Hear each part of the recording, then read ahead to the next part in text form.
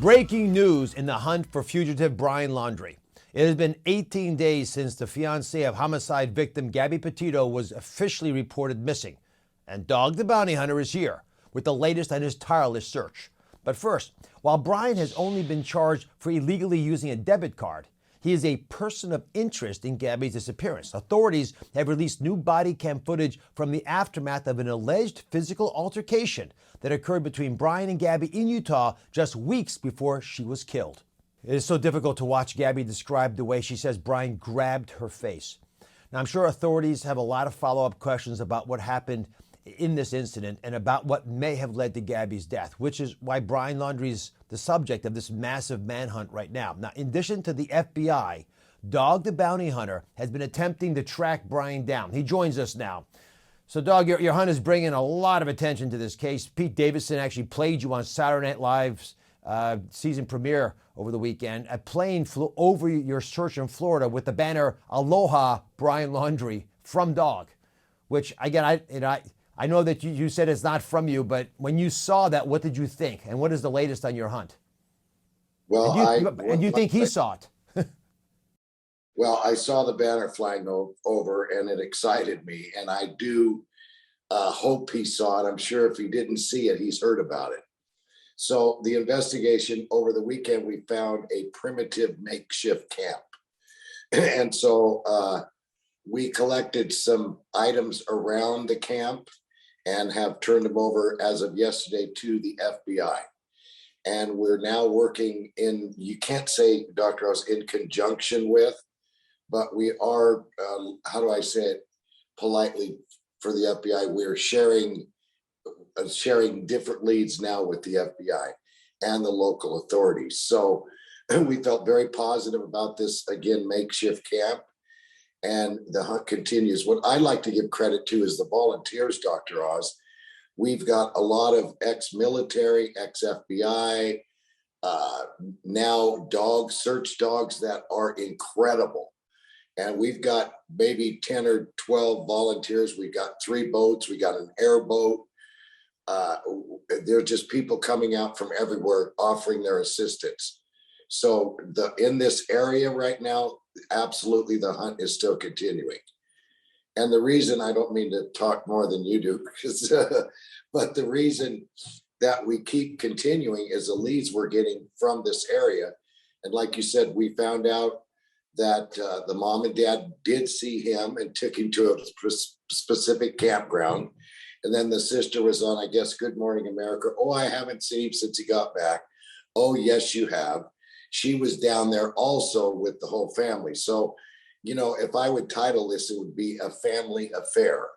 So someone in that family may not know exactly where he's standing, or I don't know right where he is right now. No, but you know the vicinity he is in on.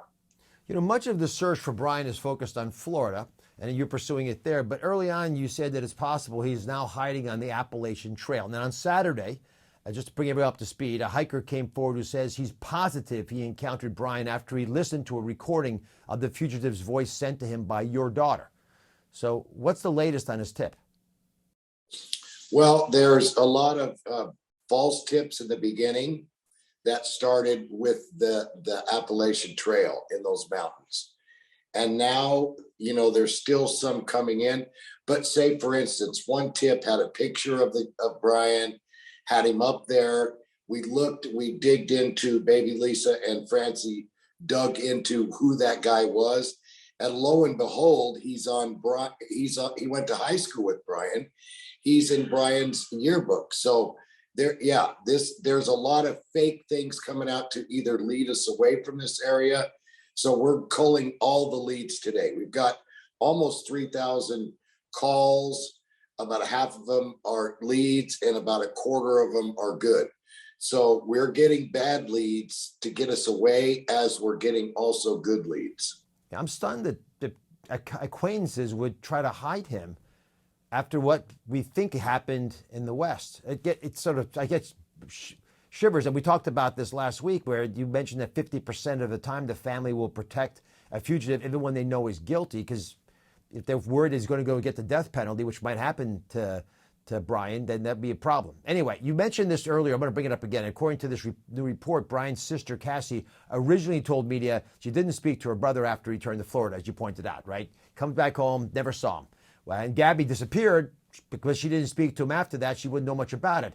But now the Laundrie's attorney says that Cassie spent the day with her family at the campground, the one that you've been searching.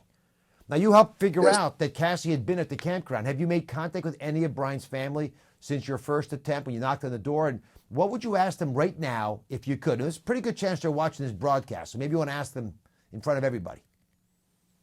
Well, I'd ask to, I'll keep it off the record. I don't have to report it, but I'd ask one of the family members, it's about time now. Let's give us a lead. Tell us where he's at. He's going to come in alive. I haven't made any contact with family members because they're just that, family members. I knocked on the father's door. I wanted to have a dad-to-dad talk, and the mother called the police on me. So, I didn't harass. And once, as you know, Dr. Oz, you're asked not to come up there, you go again, it's harassment. So we got to really watch it that we're not the ones breaking the law. I know somewhere someone knows the vicinity that he's in. We have had now a lot of people call us offering huge cash rewards. So we've got some people that have promised, if someone tells you, dog, you let us know and we'll send you some money so you can pay them for the information. So, kind of today now, we'd like to announce that there is a huge cash reward for information leading to the whereabouts of Brian. And some of it, usually a cash reward is leading to the arrest or leading to the conviction. This cash reward is put out by us, and we just need a hint. Where is he? What vicinity is he in? And meanwhile, and just going to put this out there, Brian's parents have said that they're worried for the safety of their son. And the attorney, as you know, released a statement recently saying the speculation by the public and some in the press that the parents assisted Brian in leaving the family home or in avoiding arrest on a warrant that was issued after Brian had already been missing for several days is just wrong. Now, later he said that law enforcement is, I'm going to quote him, well aware that Brian's sister saw him on September 1st and 6th, and that any prior communication by Cassie that does not reflect these dates is simply a difference of relating an answer to a question misinterpreted by Cassie or poorly posed by the Inquirer. I mean, this is like gobbledygook, and basically they're saying that it was an honest mistake if that's not what she said. All right, up next. If Brian's alive, does he have a cell phone with him? Dog reveals what surveillance video has uncovered. I'm back with Dog the Bounty Hunter with the latest on the search for Brian Laundrie. Now, on the day that Brian's family says that they saw him last, he was reportedly seen on a store surveillance video buying a new cell phone with an older woman who many believe could be his mother. So, Dog, it really begs the question about just how much the parents know, and Cassie as well, and what they're sharing with investigators. Well, absolutely, Dr. Oz. They, again, obviously know more than they're saying. And this lawyer is just that, a lawyer. And his job mostly is to flim-flam. And, again, Brian's sister got on Good Morning America and said, we haven't seen him at all. And then once we found out that she had been in the park, oh, yeah, that's a mistake. Oh, yeah, we did see him. Well, okay, you did see him. Now, what did you talk about? What was the main topic of the discussion that day? It wasn't catching fish. What did you plan? What did you talk about? And, it's just, they're obviously not telling the truth, Dr. Oz. So it's incredible because, like I told you before, a lot of parents don't tell you. But when it comes down to the nitty gritty and they know now that their son could die, somebody could shoot him, whether it be an officer or someone trying to do a citizen's arrest. It's time now that we say where he's at, bring him in, let a jury decide in Wyoming.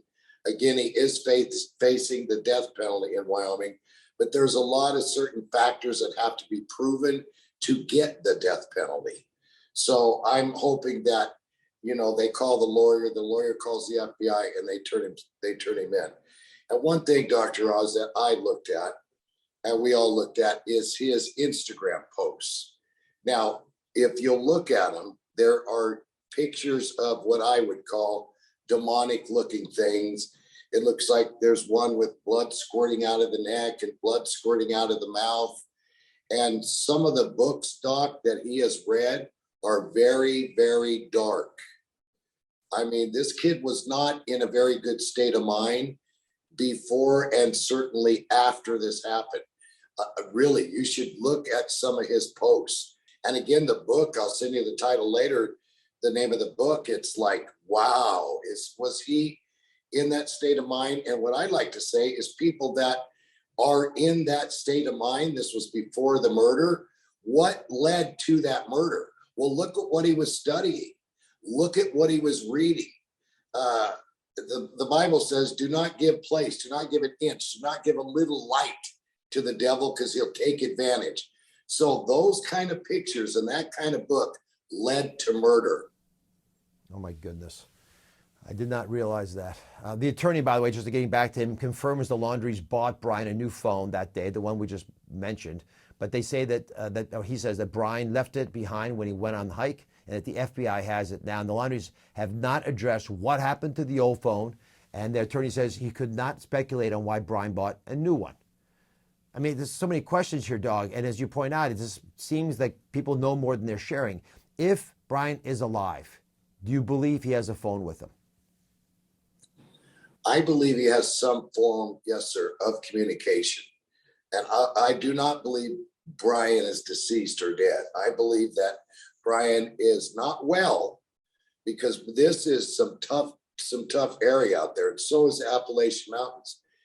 But they do have more information. Let's just get over it and say, what area he's in and get this, put to rest. I know every time they hear an ambulance or a siren, every time the parents hear that, I know is that Brian? Is that Brian? So, let's quit the speculation. That could be Brian. They could be picking him up. Somebody shot him. Let's get him alive and let him go to trial in Wyoming, and let's get this over with. Because if not, they might be attending another funeral. Coming up, footage of Brian Laundrie trying to joke around with cops. Dog's message for the fugitive today. I'm back with Dog the Bounty Hunter, talking about the search for Gabby Petito's missing fiance, Brian Laundrie. So, Dog, I'm going to go back to the Utah incident between Brian and Gabby, because authorities have also released new footage, brand new footage of him that day. So after Gabby told authorities that she hit Brian first, they determined that she was the primary aggressor and that she'd have to spend the night in jail if they couldn't find two separate places for the couple to sleep. So I want everyone to take a look at how Brian attempts to joke around with the police officers at the scene. So she's kind of in a tough spot. So unless you have an idea about how she can not go to jail and be separated, do you have friends in town? Somewhere she can stay? Tomorrow, if you want to, it's up to you. You can go to jail? You can't, because we don't have a charge for you. Now tomorrow, if you wanted to get with her again tomorrow. I'm gonna take your radio. if you want to be with her again. So the police ultimately took Brian to a hotel. Gabby spent the night alone in their van. But it's startling to see him joke around about stealing an officer's radio compared to how distraught Gabby appears and clearly was. So, Dog, what instincts does this give you into Brian's personality? Well, Brian was scared when they pulled him over because he, is the male in the domestic violence. It's usually the male is the aggressor and who goes to jail. So I can see his demeanor is like scared when he's talking and they've got her in a car. And then when the police officer said, well, we know she started it, he relaxed. And his paranoia went away and his fear of being arrested. So he just started joking. Now, I also heard that from very good sources that he was, not a very violent guy, that his tendencies were not like that. He was a polite, I heard the word gentleman. So once he realized, I'm not on the hook anymore, I'm not going to jail, then, he was relieved. So first thing comes out after relief is a joke. So you think he was manipulating what was happening, or is he really gentle? Well, I think that he was not manipulating, Dr. Oz, because I don't think, they've released me now I'll kill her. I don't think that he planned this murder, where I'm going to call it straight up, I don't think he planned that. I think something led him into it. So, Doug, I'm going to give you the last word here. If Brian's alive and he sees this interview, what's your message for him now? I bet he's watching. Well, Brian, if you're live, and I know you are, and you see this, I will do what I can to help you. And I will, number one, bring you in alive, and I will stay in contact with your parents. I know your lawyer doesn't like me, but I will do anything I can do to help you. And that's my MO. That's what I do for a living. Besides hunt you down and capture you, I'll stick with you. That's why you're Dog the Bounty Hunter. Thanks for spending time with us. Go out there and catch the guy. Thank you, Dr. Oz, for your prayers, sir. Thank you. God bless you. I'm going to remind everyone that as of this taping, Brian Laundrie is a person of interest in Gabby Petito's disappearance. He's only been charged with illegally using a debit card between August 30th and September 1st. So if you know anything about his whereabouts, you can reach law enforcement directly at the number on your screen now or by going to fbi.gov/Petito. And if you're hesitant to speak to the law folks, the dog also has a wonderful tip line. It's 1-833-TELL-DOG.